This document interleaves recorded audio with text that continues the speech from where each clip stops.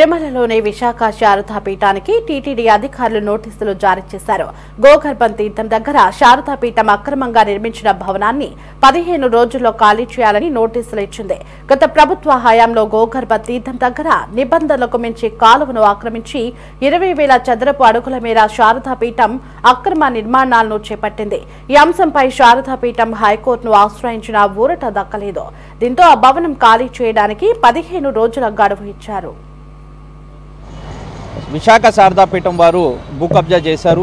ఆ చేసినటువంటి భూ కబ్జాలో అక్రమ కట్టడాలు నిర్మించారు.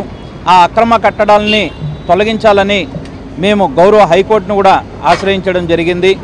గౌరవ హైకోర్టు వారు సెట్ బ్యాక్స్ లేకుండా ఎటువంటి కట్టడాలు ఉండకూడదు. ఎందుకంటే ఈరోజు సెట్ బ్యాక్స్ అనేది చాలా ఇంపార్టెంట్. ఒక భవనానికి ఏదన్నా ప్రమాదం జరిగితే ఫైర్ ఇంజిన్ కానీ అంబులెన్సులు కానీ రావాలంటే సెట్ బ్యాక్స్ ఉండాలనేసి గౌరవ కోర్టు వారు కూడా చెప్పడం జరిగింది. మరి అదేవిధంగా గౌరవ కోర్టు వారు టీటీడీ వారిని చర్యలు తీసుకోండి అనేసి వారికి కూడా ఆదేశించడం జరిగింది. టీటీడీ వారు మొన్న శనివారం నాడు విశాఖ శారదా పీఠం వారికి నోటీసు ఇచ్చారు, తుది నోటీసు. మీరు 15 రోజుల లోపల ఈ భవనాన్ని ఖాళీ చేసి మాకు హ్యాండ్ ఓవర్ చేయాలని చెప్పి ఇచ్చారు. ఇది చాలా శుభ పరిణామం. మేము టీటీడీ వారిని మరొకటి కూడా కోరుతున్నాము. ఇదే సమయంలోనే కొండ మీద చాలా మఠాలు సెట్ బ్యాక్స్ లేకుండా ఉన్నాయి. చాలా మఠాలు భూ కబ్జాలు పాల్పడ్డారు. వారందరికి కూడా ఇదే మాదిరి మీరు నోటీసులు ఇస్తారా, లేదా కేవలం ఒక విశాఖ శారదా పీఠం మాత్రమే పరిమితం చేస్తారా అనేసి కూడా ఈరోజు టీటీడీ వారిని అడుగుతున్నాము. కాబట్టి అందరికీ సమన్వయం చేయండి. పవిత్రమైన తిరుమల క్షేత్రంలో ఎవరెవరైతే భూ కబ్జాలు చేసి అక్రమ కట్టడాలు కట్టారో మఠాలు ఉన్నాయి. ఆ లిస్ట్ అంతా కూడా ఉంది. మీరే ఐడెంటిఫై చేశారు.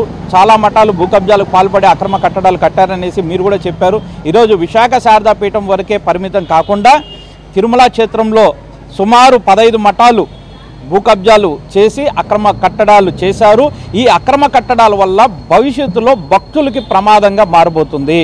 ఎందుకంటే ఈరోజు భక్తుల భద్రతకు మేము పెద్ద పీట వేస్తున్నామని చెప్పేటువంటి టీటీడీ వారు ఈ అక్రమ కట్టడాలు, ఈ అక్రమ నిర్మాణాల వల్ల అంటే సెట్ బ్యాక్స్ లేకుండా నిర్మాణం చేసిన వల్ల భక్తులకి రేపు ఏదన్నా ప్రమాదం జరిగితే తప్పించుకుని వెళ్ళలేరు. ఫైర్ ఇంజిన్ రాలేంది, అంబులెన్స్ రాలేంది.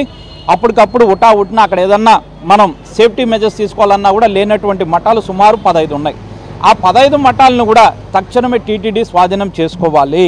లేదంటే ఏమవుతుందంటే రేపు విశాఖ శారదాపీఠం వారు వాళ్ళే కోర్టును ఆశ్రయించి చాలా మఠాలకు సెట్ బ్యాక్స్ లేదనేసి మళ్ళీ వాళ్ళే చెప్తారు, మళ్ళీ దాని మీద స్టే తెచ్చుకుంటారు. కాబట్టి అందరికీ సమన్వయం చేసి అన్ని మఠాల మీద తక్షణమే యుద్ధ ప్రాతిపదికన చర్యలు తీసుకోండి. ఎందుకంటే భక్తుల భద్రత మనకి ముఖ్యము.